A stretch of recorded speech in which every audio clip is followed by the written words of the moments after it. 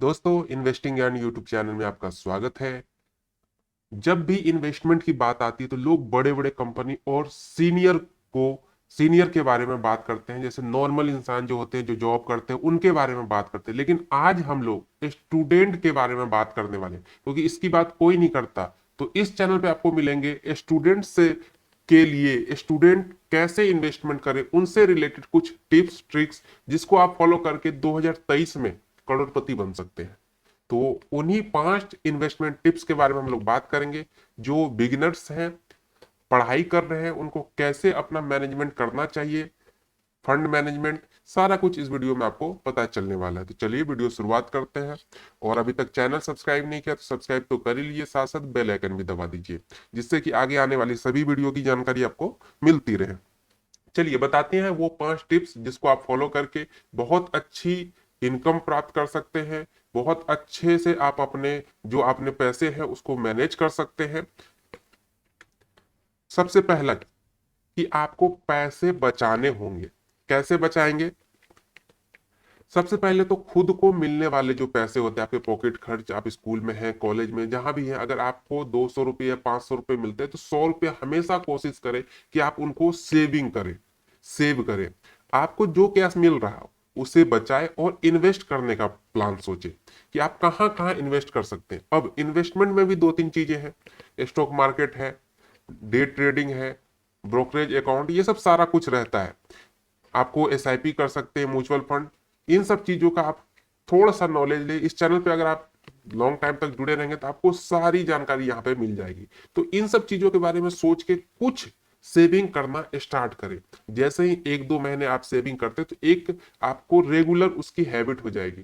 तो सेविंग सबसे पहला टिप्स है कि आप सेविंग, अगर आपको 5,000 मिलते हैं तो आप 1,000 जरूर सेविंग करें। 500 मिलते हैं तो 100 रुपए। ऐसा नहीं कि जब आपको 10,000 या 20,000 25,000 मंथ के मिले तभी आप सेविंग कर सकते हैं। अगर आपको जितना भी मिलता है उसमें से आप 20% जरूर सेविंग करने का सोचें।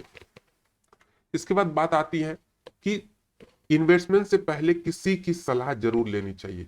जो भी आपसे बड़े हैं, जिन्होंने इन्वेस्टमेंट किया है, कोई बिजनेस स्टार्टअप किया है, कुछ भी किया है, उनसे एक बार पैसे के बारे में जरूर सलाह ले लें।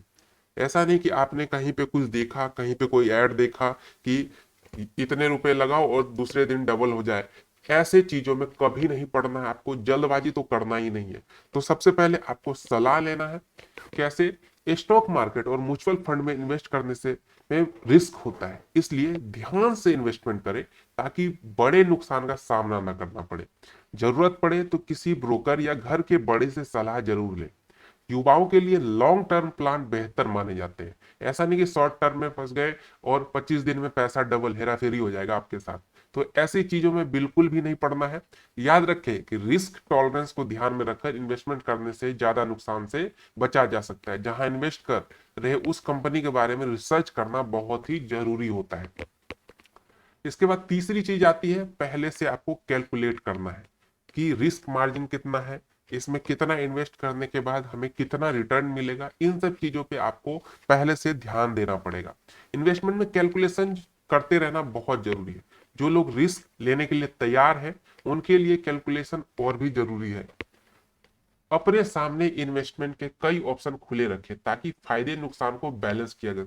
ऐसा नहीं कि आपके पास 10,000 अगर पैसे हैं तो 10,000 आप किसी एक ही चीज में इन्वेस्ट कर दे और पता चला कि 1 महीने बाद वो चीज आपको नुकसान दे दिया। ऐसा नहीं, आप 10 को 5 भागों में डिवाइड कर दे, 2-2 हजार का, और 2-2 हजार अलग अलग चीजों में, डिफरेंट चीजों में आप अगर डालेंगे तो हो सकता है किसी में आपको 1,000 का नुकसान भी हो जाए तो बाकी 4 अगर प्रॉफिट देते तो वो मैनेज हो जाएगा। आपको किसी भी प्रकार की कोई समस्या नहीं होगी।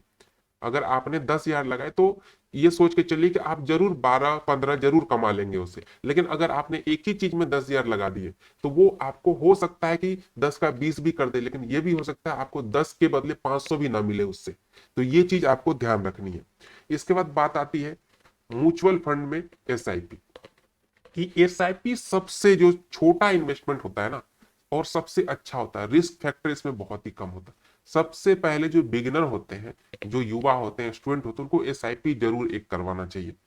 क्योंकि एसआईपी का सबसे बढ़िया, सबसे मस्त जो चीज है कि ये 500 से स्टार्ट हो जाता है। अगर महीने का 500 रुपए जमा करने की एबिलिटी है आप में तो आप एसआईपी कर सकते हैं।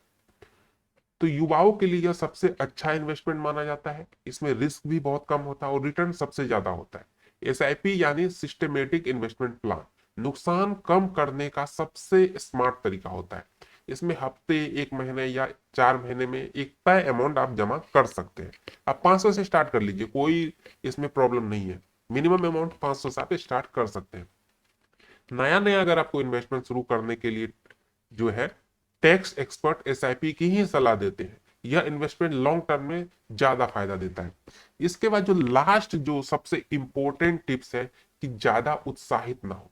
ऐसा नहीं कि एकदम कहीं से कोई किसी ने कह दिया कि भाई आज तो मैंने इस चीज को करके 10,000 रुपये कमा लिए, मात्र 500 रुपये लगाए थे, 10,000 मिल गया। वो उत्साहित नहीं होना है आपको।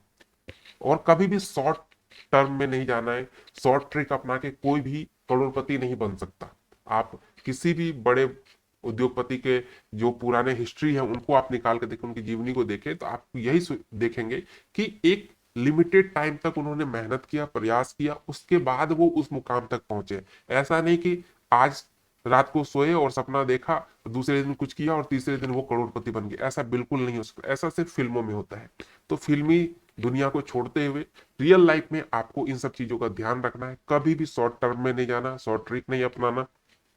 एक जो जेन्युइन प्रोसेस होता है उसके थ्रू जाना है। और एक जो टेक्निकल चीजें होती हैं उनको समझ बूझ करके, रिस्क मैनेजमेंट को समझते हुए शेयर मार्केट में, स्टॉक मार्केट में, म्यूचुअल फंड में सभी जगह इन्वेस्ट करना है। और जो 4 चीजें मैंने पहले बताई उन सब चीजों का अगर आप ध्यान रखेंगे तो जरूर ऐसा है कि 2023 में एक अच्छी अमाउंट आप जमा कर सकते हैं 2024 के फर्स्ट आते तक, यानी 1 जनवरी 2024 तक। अगर अभी आप कोई भी चीज स्टार्ट करते हैं तो 1 साल के अंदर आपको वो इतना दे देगा कि आप सेल्फ डिपेंडेंट हो सकते हैं।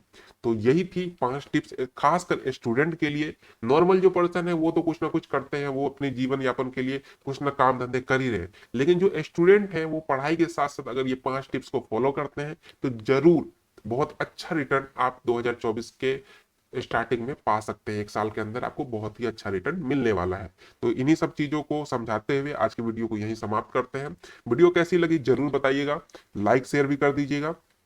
इसी तरीके की टिप्स और ट्रिक्स के लिए, शेयर मार्केट हो, म्यूचुअल फंड हो, उनके लिए सारी चीज आपको इस वीडियो पे मिलेगा। तो चैनल को सब्सक्राइब करना मत भूलिएगा।